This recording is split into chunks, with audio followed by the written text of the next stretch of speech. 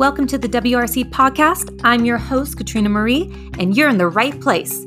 Here at the Well-Rounded Counselor podcast, what you can expect is to learn, shift your thinking, and gain personal and professional growth. And if you have not yet done so, hit that subscribe button so you never miss another podcast episode. The conversation starts now.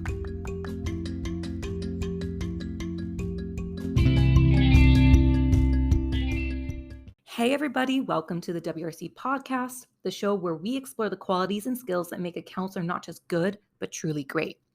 I'm your host, Katrina Marie, and in today's episode, we'll dive into the key attributes that elevate a counselor from good to great.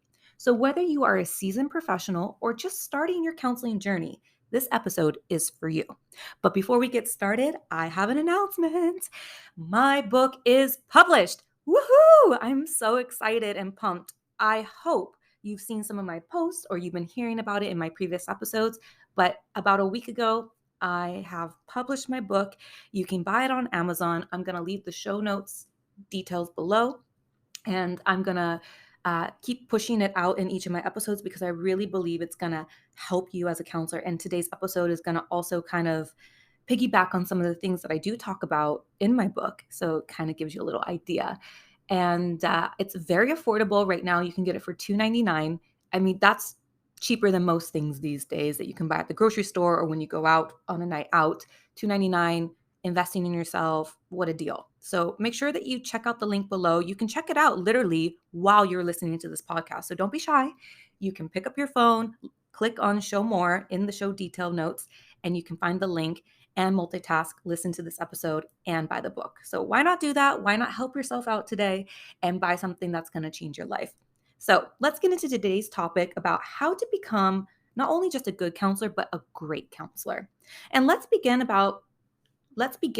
to talk about empathy. That's the first one. Empathy is like the cornerstone of effective counseling.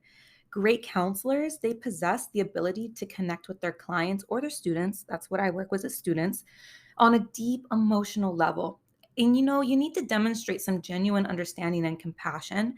And by putting yourself in your client's shoes and trying to understand, basically you can create a safe and trusting space for the client or student to heal from whatever it is that they're coming to you about.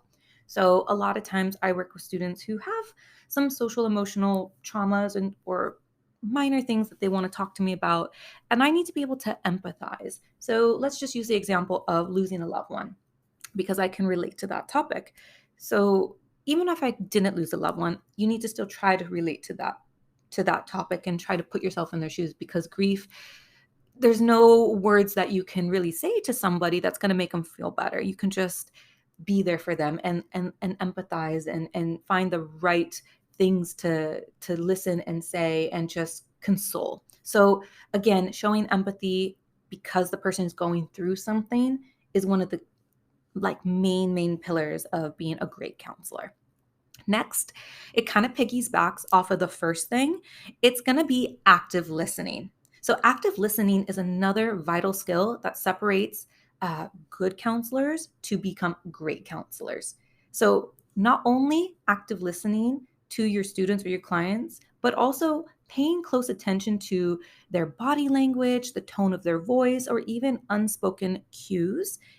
These are all important things to pick up on as a counselor. So it's not just the verbal what they're telling you, but it's also the nonverbal cues. So it's very important that you can pick up on these things and take 100% initiative into what the person's saying that's right in front of you, being present, being in the moment with them, and making them feel like they're the most important person sitting in front of you or standing in front of you. Because a lot of times that's why they're coming to you, is because they trust you and they know that you will listen to them. So active listening can really show the person, the student, the client, that they can express their concerns or their needs. And then it can provide a more productive therapeutic session or breakthrough session for them. So active listening is another key pillar. The third thing is having a non-judgmental attitude. When you have a non-judgmental attitude, meaning you're not biased, you just let them come in, let them say what they need to say. Don't, make them feel bad for coming in, but you just, again, listen, show empathy. This can create an environment where your client or your student feels extremely safe to express themselves very openly. And again, it creates that trust, that bond. That means that's like a way that they say, you're my go-to person because you're not going to judge me. You're not going to make me feel bad about what I'm going through. And a lot of times we need that because our family sometimes or our friends sometimes make us feel bad about feeling a certain way towards something, or nobody can validate us, and we need sometimes a third party to make us feel like we're not crazy or we're not wrong in that sense. So having a non-judgmental attitude is quite critical. A great counselor can approach their client or their students without any preconceived notions or biases, and showing some unconditional positive regard. You can show your respect to your client's values, beliefs, choices, and you can foster a sense of trust and acceptance. So, non judgmental attitude, I think, especially if you've ever gone through something, if you think about it yourself, if you've ever gone through something where you tried going to your family and friends and they just kind of dismissed you, you might go to somebody who doesn't know you super well and you feel more comfortable. Again, they're not being biased because they don't know you. And that can kind of help you open up. And I know we've all been there. I don't know if you particularly who's listening, but I know that when I've gone to counseling for myself in the past, I liked going to a third party because I could focus on the topic, open up to them. I can feel like it's just more safe. Because when it's our family, you're worried about, because you're going to have to see them again. So you're just worried about what they're going to think of you moving forward. So this is probably the same fears that your students or your clients are having as well. So having a non-judgmental attitude, active listening, showing empathy, again, are all key pillars. The next one, I think it's very important, the next one, because depending on where you are in the world, this may or may not matter. But for me, I think this one really does matter. Having cultural competence. Having cultural competence is essentially a quality for counselors to have nowadays in a very diverse, dynamic world. We're not just, one culture anymore in a particular city. We might be dealing with multiple cultures or backgrounds, and we need to acknowledge and respect the unique backgrounds and the experiences of our clients or our students. I know that I deal with almost 100 nationalities almost at any time, and I may not ever been to that country or fully understand that student's background, but I need to have some competence. I need to have some awareness and show some respect to maybe how they think or believe. And if you are somebody who is in a place where it's predominantly one kind of culture, but you're curious about cultural competence, I invite you to kind of explore this topic, read up on it. But personally, somebody who took a multicultural counseling class, lived in a very diverse city growing up, I don't feel like that will naturally prepare you. I think you just have to be hands-on in a city where you're dealing with a melting pot of cultures and experiences. I know a lot of counselors who decide to go live in a completely foreign country, have no connection to the country. They're just curious about living, maybe they're from the US and they want to go live in Asia. Again, the culture is going to be vastly different. So having the cultural competence to work with maybe Asian students is going to be a learning curve that you will only learn if you go immerse yourself in that experience. I don't believe any textbook is going to 100% prepare you. I've never believed that, actually. And I'm a firm believer that you have to be fully immersed in a culture, just like students do cultural exchange, right? So it's the same kind of concept. So cultural competence is essential. So make sure that you are including that in your skill sets, in your tool belt, your counselor tool belt, and that's going to separate you from just being a good counselor to a great counselor. The next thing is maintaining boundaries and adhering to ethical guidelines. Okay. Many of us might be a part of official counselor associations where they have ethical guidelines or code of conducts. And these are important. These are there to kind of keep some checks and balances. And great counselors understand the significance of professional boundaries, but they also want to maintain the well-being and keep things kind of at an even playing field with their clients or their students. So you'll always be there to help, but you also can't just let the client or the student just invade your, you know, talking to you after hours or things like that. Unless it's a complete emergency situation, then you advise them on ways to get a hold of somebody that can help them beyond your typical working hours. I think there's some topics where counselors can help and they're very knowledgeable, and then there's topics where they're just not knowledgeable enough, and you need to establish that boundary instead of faking that you know the information about it. And so creating boundaries for yourself can help maintain, some some ethical standards. It also can kind of streamline things and keep things kind of focused on why they came to you. And then you can also just keep in mind that maintaining confidentiality, whatever they do bring up, even if you're not familiar with that information or that topic, that they can still confide in you and you'll still maintain the confidentiality and not break their trust, even if they talk about something that you have no idea how to help them on. So maintaining confidentiality, telling them if they're going to harm themselves, that you need to report it, things like that there are certain boundaries that you need to put in place from the very beginning and keep those lines of communication very clear. I think this is going to help both protect you and protect the person you're working with. The next thing I'd like to talk about is continual professional development. So I talk about this in my book a lot, and it's kind of weaved into almost every episode about lifelong learning, positive mindset, attitude. All of these things are connected. This is why I created the Well Rounded Counselor podcast in the first place, because I wanted a free space for you as a counselor to develop your skills, to think in a different way, to grow, to feel like you are not just settling for mediocrity and just same old, same old. Like, this is the epitome. This is my pillar of how I want to give back as a counselor, is helping other people continuously evolve professionally and personally. I mean, it's in my intro of this podcast if you haven't heard it. So, continual professional development is the hallmark of a great counselor. There are many, many ways that you can expand your knowledge and hone in on your skills or expand your skills.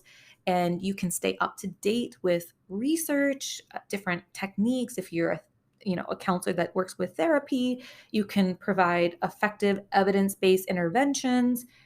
You can try new things that, may work for one client and not for another. So you need to be able to constantly evolve and grow. Excuse me. I feel like my voice is a little rusty today. I don't know why. So apologies for that.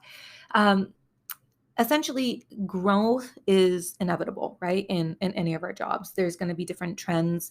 There's going to be different ways of doing things eventually, because society evolves. Our students, our clients, the needs evolve. So you need to kind of keep up with that. If you are just stuck in whatever you learned in your master's program and that's all you've been doing and you're kind of hiding under a rock, well, it is 2023. There are different needs and different things that people are dealing with these days. And so I know for myself, I can be a bit resistant to learning certain information because I'm personally uncomfortable with it, but I need to work through that, right? I need to work through the uncomfortableness of a topic, because if somebody approaches me and says, "Hey, I'm dealing with that same thing that I'm uncomfortable with," I need to somehow have some awareness and familiarity to manage it. And I can't let my own biases or my own fears or my own um, preconceived notions stop me from helping somebody else. At the end of the day, this is what I've signed up for. This is the type of job I've gotten into. So I need to work through that instead of avoid it. So never stop learning and continuously seek opportunities for growth. And if you aren't a part of a professional organization, try to find one. They do cost money, but the resources, the community, the opportunities in that can really help you in the long run. And there are many, many, many organizations out there, both locally, regionally, internationally, you name it, you will find something. The next thing I want to talk about is adaptability and flexibility. These are key traits that great counselors possess, and they understand that each client and student is unique. And so, like I said just a moment ago, what may work for one student or one client may not work for the other. So, you need to keep tailoring your approach to meet individual needs, and you need to strive and find strive and find the most effective intervention or solution for that person or that individual. Because again, I know when I work with each individual student, they literally do not copy paste. They are so niche and so individual. And just by knowing them and getting to know them, you can really tailor it down and you can really find ways to help them effectively to achieve or reach their goal or whatever it is that they're coming to you for. And so that is a very key thing to make you a great counselor. When you embrace new techniques and you're trying different approaches, this benefits our student or our client. Now, the next thing is self-awareness.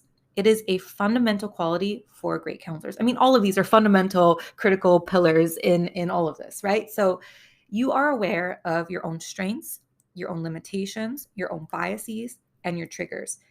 So I know that I have lots of these little areas where I'm really strong in, or I really need to work on certain things. I mean, nobody's perfect. So having the self-awareness of where the areas of improvement are. I mean, I talk about this in my book. Again, definitely take a chance to buy it, read it. There is a reflection workbook. It's very short. It helps you again have some self-awareness to become a great counselor, and it's quite playful, it's quite fun. So I highly encourage you to get the book, because again, I feel like this episode really parallels a lot of what I talk about.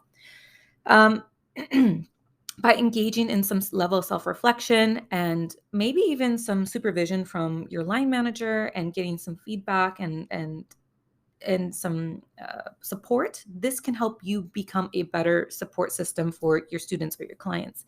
So having self-awareness allows you to maintain your own well-being and be effective when you're helping others. I know that when I am not in the best state of mind, where my well-being might be jeopardized or low, it is extremely difficult for me to help other people. Now, that's just me, right? Like, if I'm not taking care of myself, if my mind is not feeling 100% or close to 100% sound, how are you going to give somebody else 100% your best? That's not realistic. So again, having that awareness when you are not, able to show up for others, make sure you're showing up for yourself first. That is having some self-awareness. And finally, great counselors, they possess a genuine care and passion for their work. Okay. So when you truly care about what motivates you on a very deep desire, if you want to make a positive impact or influence on other people's lives, and you actively listen, you show empathy, you're dedicated to their success, and you're coming from a place of, genuineness, they're going to feel that. And I really believe that if you are in a session with somebody and they feel like you care, they're going to keep coming back to you. They're going to value the work that you do. They might not tell you thank you all the time or, display it in different ways, but just the fact that they feel like they can go back out, they can leave your office happier than when they initially walked in, I think that is success in itself. And that is you demonstrating your genuine care for other people. And being a great counselor, you understand the immense value of counseling and helping individuals achieve their growth or healing. So that's why we do what we do. We want to make sure that people grow, they heal from whatever it is that's holding them back, and they're developing, evolving, growing, etc. So hope this information helps you become a great counselor, not just a good counselor, but a great counselor. And I hope that you are interested now and intrigued about my book. It is a very short, easy read. I encourage you to get it on Amazon today. It's going to change your life. If you are a counselor that has never worked abroad, I encourage you even more to buy the book, because when I first took that leap of faith, I didn't have anybody help me. So I wish I had somebody give me some 2 cents.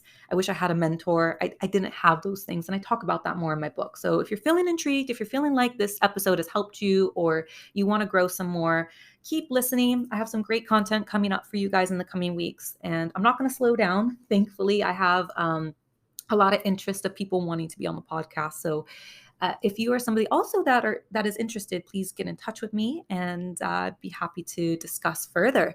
So that concludes today's episode of the WRC podcast. And like I said, we explored the qualities and skills that elevate a counselor from good to great.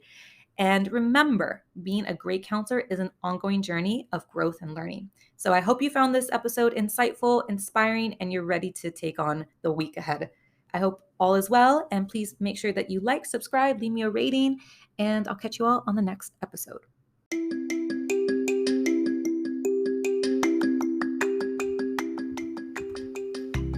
Did you love the episode? I hope you're feeling inspired and no longer feeling alone out there, and you're ready to evolve and become a better person. Make sure that you share this podcast or take a screenshot and post it on your social media. That's how you help spread this podcast organically, and people can find it much easier when you share, or share it with a loved one. I'm your host, Katrina Marie, and make it your mission to be a blessing in someone else's life today.